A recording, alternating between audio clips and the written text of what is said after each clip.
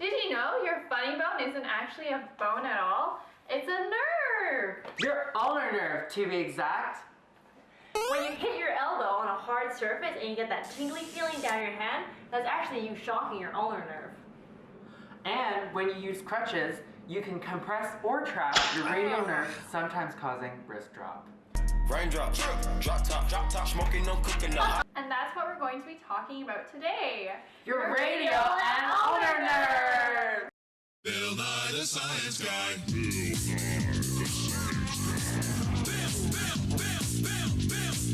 Nye the Science Guy. Science rules. Bill Nye the Science Guy. Inertia is a property of matter.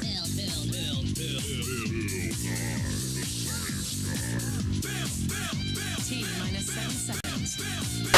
No Beanz, the Science Queens.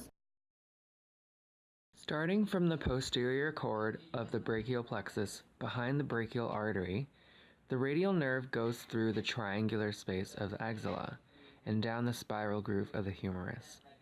Then, it travels between the medial and lateral heads of the triceps, past the deltoid tuberosity, and wrapping around almost to the anterior compartment of the arm via the lateral epicondyle of the humerus.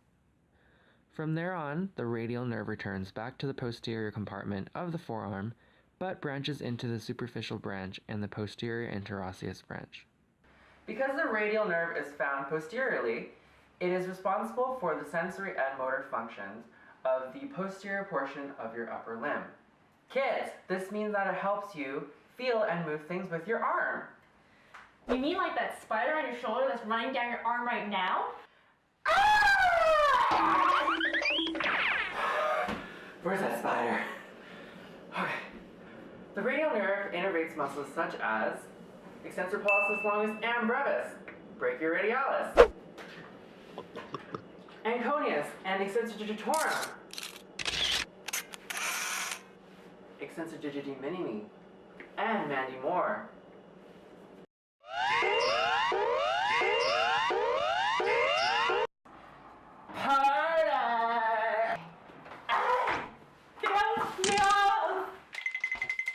Some proximal injuries of the radial nerve include fractures at the spiral groove of the humerus. Let's go on. Oh, what happened? Oh, it hurts. Other injuries include compression of the radial nerve at the axilla, also known as Saturday night palsy.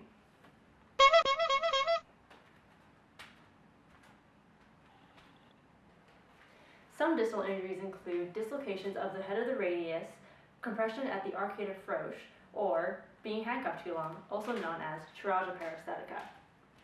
Excuse me, ma'am. I need to arrest you for being too awesome. Yes. I didn't do nothing. It's my turn to talk now. If the injury is proximal to the elbow, both sensory and motor functions are impaired. If the injury is distal to the elbow, either motor or sensory is impaired. A complete lesion of the radial nerve results in wrist drop. Raindrop, drop top. To test if a person has a radial nerve problem, one can do the Finkelstein test. Get the patient to hold their thumb in their palm and tilt their hand down.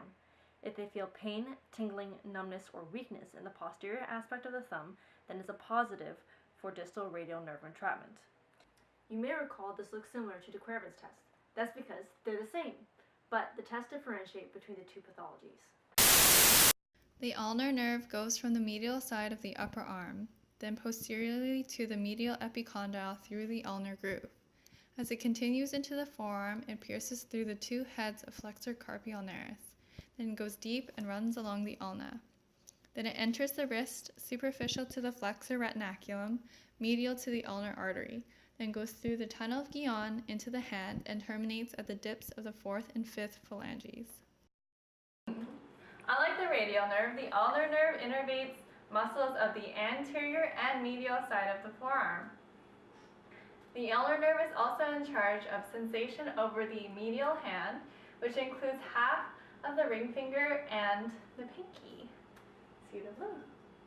The ulnar nerve innervates muscles such as flexor carpi ulnaris, third and fourth lumbricals, abductor digiti minimi, palmaris brevis, and abductor pollicis longus.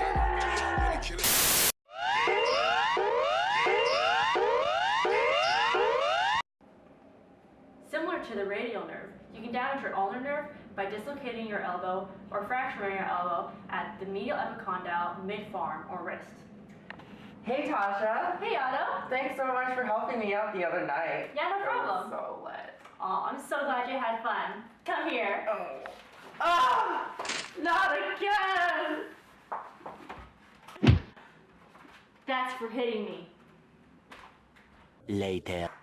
Hey Otto, do you remember like 3 years ago when I broke your arm? Oh yeah, it was so lit. Yeah. Well, there's this thing called tardy ulnar palsy, and it's when a bony callus forms, and then it stretches your ulnar nerve, and then you can feel some like weird things going down your fingers or something. Now that you mention it, I do feel some NTWP. Oh no, I'm so sorry. I didn't. Is that I didn't you? mean to, well, I mean, like it was. No. How could you? No, I'm so sorry. I didn't. Any one of these pathologies can cause ulnar clawhand, causing hyperextension and abduction of the fifth digit at the metacarpal phalangeal joint and flexion at the interphalangeal joint, as well as hyperextension of the fourth digit at the metacarpal phalangeal joint and flexion at the interphalangeal joint. A way to test if a person has ulnar damage is to do Fremont's test. In this, you pull a piece of paper between the client's thumb and knuckle of their index finger. If it's a positive, the person will flex their distal phalanx to compensate. So that's all about your radial and ulnar nerves. Remember kids, stay out of jail. Don't get arrested. And don't get too lit. Message approved by Rosila Nad, hopefully. Bye! And did you need extension? Oh, fuck. You get a fracture. And you get a fracture. Abductor pollicis digiti minimi of the Shocking your ulnar nerve. And when... digiti minimi. You're supposed to high five your passion. Oh shit, my bad. Palmaris brevis Shit. and abductor pollicis longus. Nikki, you just changed the lighting midway. I'm sorry. Run. And Mandy Moore. And Mandy Moore, should I say that? A complete